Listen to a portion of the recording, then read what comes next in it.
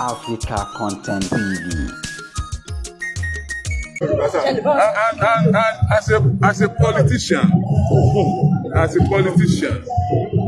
yeah, someone that has contested in a very contentious primary in #1 political party in Oyo State today. Accord and won. As a politician, we should not be making our statements during the campaign as a political statement. The people we are talking to, they are following us because of what we promised them. So if we fail to fulfill our promise, we are telling them that we are useless. We are not responsible.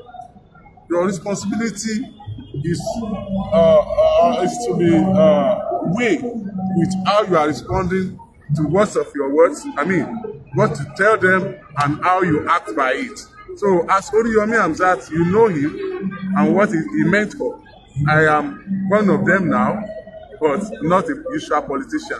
I remain myself, Oriyomihamzat, an activist, a human rights activist, the truth sayer, the truth doing. So I'm promising the people of Oyo State, as we are celebrating the Kabir today, I am coming, inshallah. Oriyomi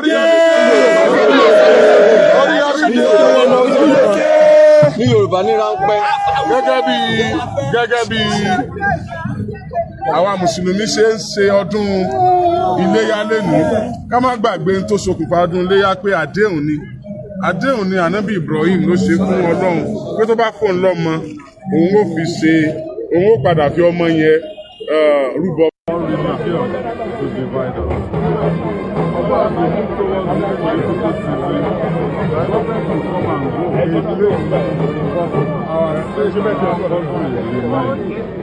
Even when we disagree with ourselves, it's a temporary thing. In another 7 months, we president election will be nice. Government election will be nice. And whoever imagines, we all have to work together in this with such individuals. So I want to use this.